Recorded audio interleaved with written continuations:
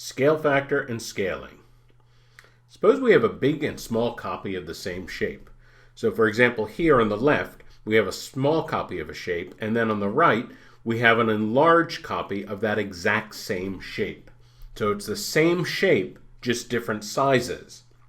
And in geometry, that's called similar. These are similar shapes. You may remember from geometry class having to prove things about triangles that are similar or compute things about them. One idea that can be particularly helpful on some of the more challenging problems is the idea of a scale factor.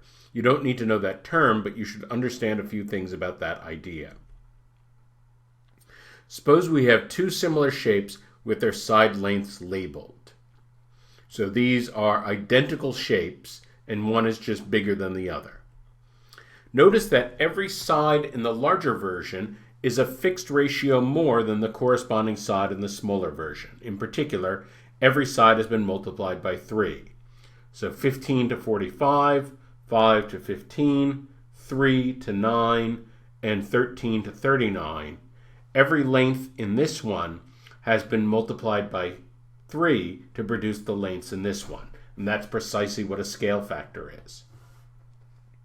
The factor by which each length is multiplied is the scale factor k, and here k equals 3.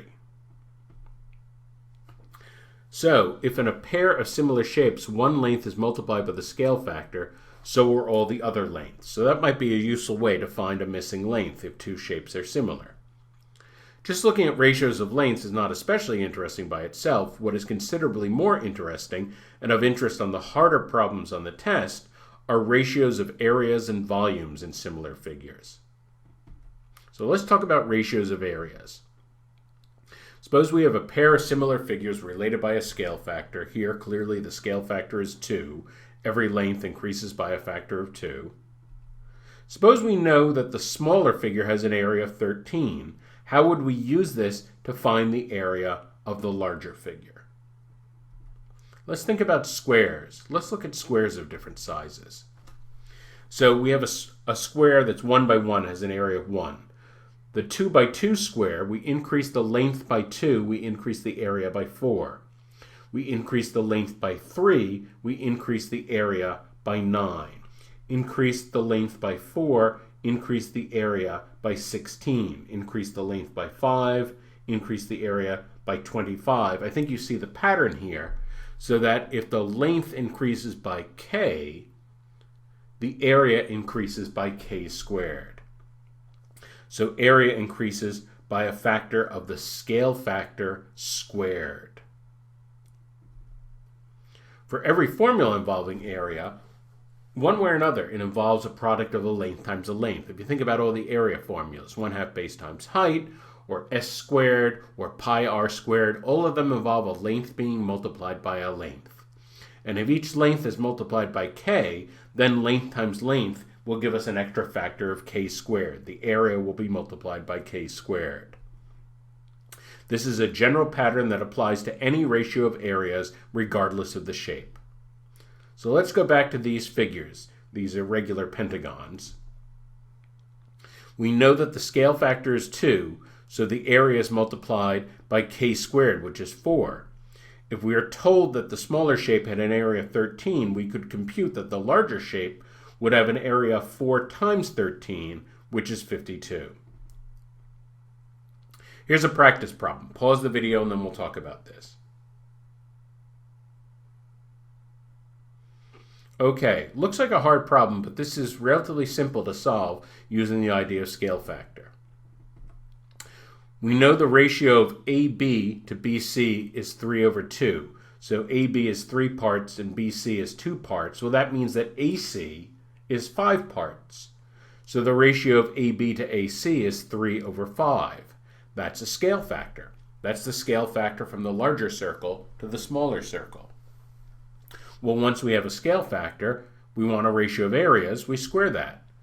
The ratio of the areas would be k squared, or 9/25, where 9 would be the smaller circle, the circle that is missing, and 25 would be the total area of that larger circle. So what's going on here is we've removed the smaller circle from the larger circle, so we've removed 9/25 of the larger circle. And if 9/25 of the larger circle is missing, how much is left? Well, 1 minus 9/25 is 16/25. Go back to the answers, and we choose 16/25. And that is the ratio of the shaded figure to the larger circle. Now we'll talk about ratio of volumes. For this, suppose we have a large supply of cubes with edge length of 1 unit. Suppose we needed a cube with edge length of 2 units. We'd need 8 of the smaller volume cubes. We'd make a square, 2 by 2 square of 4, and then put another square on top of it, and that would give us a 2 by 2 cube. And so it has 8 times the volume. So K equals 2, and we have 8 times the volume. Now think about a cube that has an edge length of 3 units.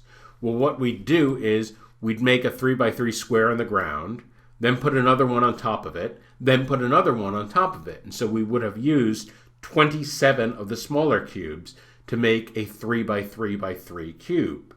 K equals 3, and we have 27 times the volume. So you can kind of see where this is going. The pattern here is that as the edge length increases by the scale factor K, the volume increases by K cubed.